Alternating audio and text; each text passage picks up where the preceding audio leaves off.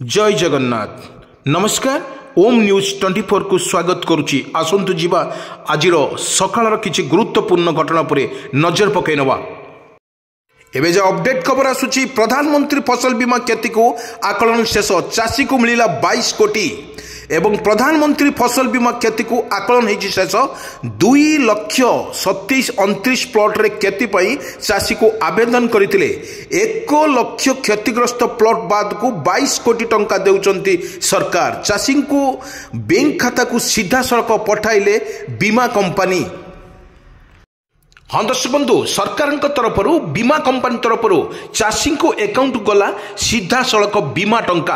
आपण मानकर अकाउंट को जांच कर नियंतु एवं खूब शीघ्र आपण को क्षतिपूरण देले सरकार। हाँ दर्शक बंधु, आम कही रखुचु इनपुट सब्सिडी बाद रे चाषी को दि जाइछि 19,4 कोटी टंकार दे सारे राज्य सरकार। उड़ीसा सरकार धान मूल्य बाद रे एजे चाषी को दि जालानी 7,369 कोटी टंका दे सारे। यह छड़ा इनपुट सब्सिडी बाद को चाषी को दि जाइछि 19,4 कोटी राज्य सरकार दे सारे। आज एभली सूचना देइछंती खाद्य राज्य जोगाण मंत्री कृष्णचंद्र पात्र।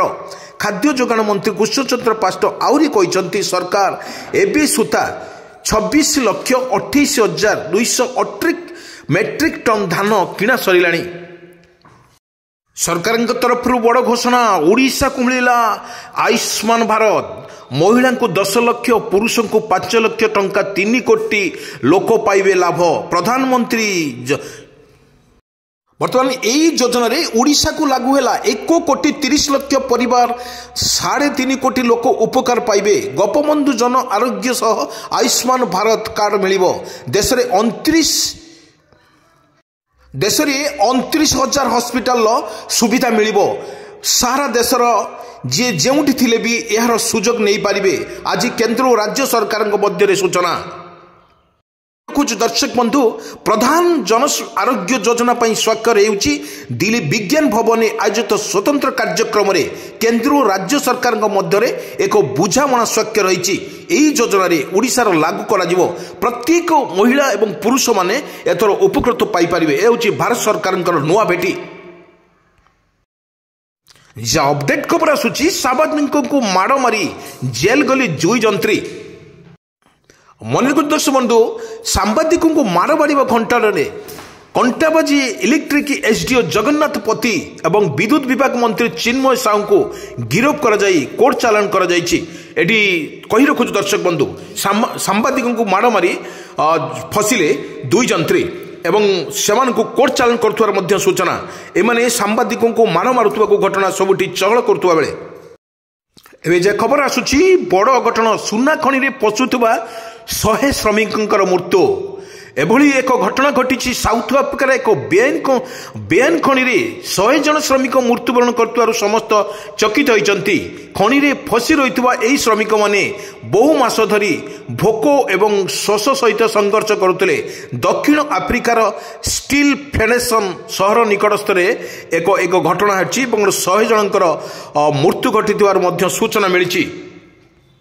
जहाँ जना पड़ी सेमानकु बाहर करुवा जना पड़ुवा बेले सेमाने भोक शोषरे जो मृत्यु करुवा एक घटना को सम्बन्धीय सूचना श्रमिक द्वारा मोबाइल रे फोन मध्य पठाई वीडियो मिलूँ। से प्लास्टिक रे गुड़ा जाइथिबा मृतदेह को रखा जाइछि। एही घटना समर को चकित करा जाइछि एवं एही भली साउथ आफ्रिकार घटना समस्त को चकित करने सहित 100 जनकर मृत्यु घटी सूचना मिली।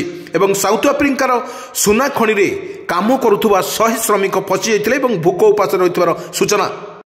एबे राज्य सरकार नुआ निष्पत्ति एणिकी मध्याह्न भोजन छात्र छात्री को मिलिबो किरो एवं स्कूल पिला को अधिक पोषण जोगेबा पई राज्य सरकार नुआ प्रयास आरंभ करिसंती। खूब शीघ्र मध्याह्न भोजन पिला मानकु खाद्य क्षीर मिलिबो। छात्र छात्री को 200 ml विटामिन ए और डी क्षीर देवाकू योजना करिसंती सरकार। मत्स्य और पशुपालन मंत्री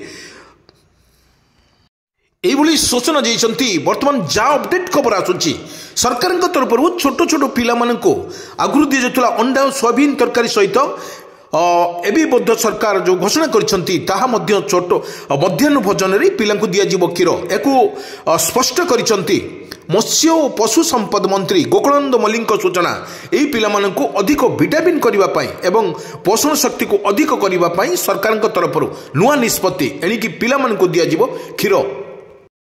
हाँ दर्शक बंधु पुणी थे आपण मानक मन रखा कहूँ एणिकी पिलामानंकु मिलिबो मध्याह्न भोजन रे क्षीर।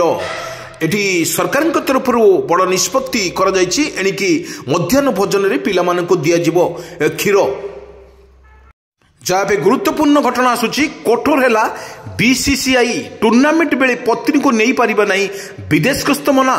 ऑस्ट्रेलिया विरुद्ध रे burden Gavaskar trophy Bharat 1-3 series परास्त होगा परे बीसीसीआई क्रिकेट और सेमानक परिवार पई कठोर नियम जारी करिछि। नुआ नियम अनुजाई जदि कौनसी सीरीज 45 दिन किंबा ताठारु अधिक हेले सही समय रे परिवार को तांको सहित 14 दिन रहिबाकू सुजोग मिलिबो। आउरी मध्य घोषणा कर जदि सीरीज या तारु कम होइतिबो तेबे 7 दिन रहिबाकू अनुमति मिलिबो। पूरा टूर्नामेंट सरीबा पर्यंत पत्री माने खेलाड़ी सह रही पारिबे नहीं। यह सो खेलाड़ी आउ किछि कठोर निष्पत्ति नेछि बीसीसीआई। राज्य सरकार नुआ निष्पत्ति धान किणा को तदारख कर प्रति मंडी रे नोडाल ऑफिसर नियुक्ति।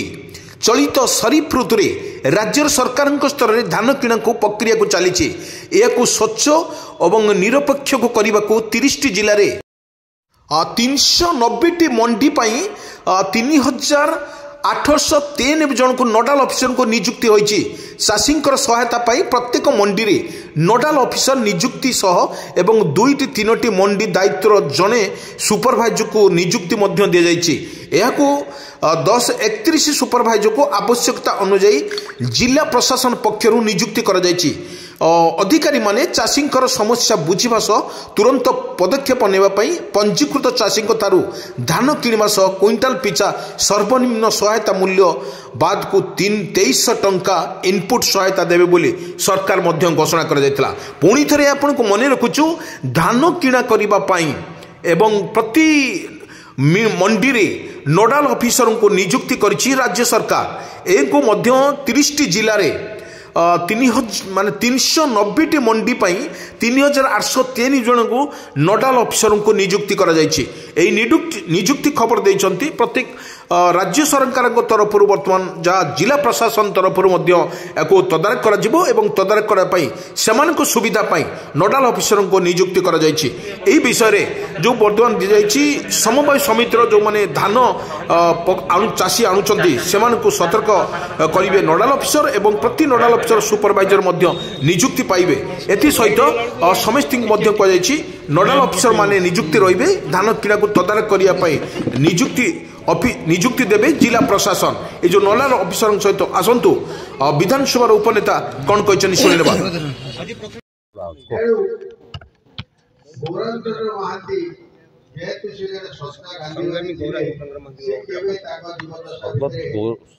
संग्रामी गौरांग चंद्र महांती जड़े संग्रामी नथिले सी समस्त मन द्वारा आदृत जड़े गांधीवादी नेता थिले। महात्मा गांधी नीति आदर्श एवं तांको नीति आदर्श भितर कौन अंतर नथिला। तांको वासुदेवपुर गांधी बोली उपाख्यान दि जाइथिला। तो तांको त्याग बाबद कहवा तो अतुलनीय से माने जहाँ जहाँ त्याग करी ये अंचल को संग्रामी जो वार्ता दे संग्रामी मान को उत्साहित करी इंग्रेज मान आदाय होता इंग्रेज मान द्वारा आदाय होता विभिन्न टिकस को बंद करिवार जो पदक्षेप निया जाइथिला सेथिरे गौरांग चंद्र महांती मुख्य पदक्षेप था। तेणु सी जड़े भाषा प्रकाश कर हम ना सी जन उच्च कोटीर एवं उच्च चिंताधारा व्यक्तित्व थिले। विभिन्न संग्रामी जो माने सबू बांछानिधि महांती आरंभ करी गणेश पन्नर त्रिपाठी कमलाकांत कर अनिरुद्ध महांती भली जो जो नेतृत्व माने थिले से तांका संगे रही ए अंचल को संग्राम मान को परिचालना करी स्वाधीनता आनीदेवाई निज जीवन को सी बलिदान दे।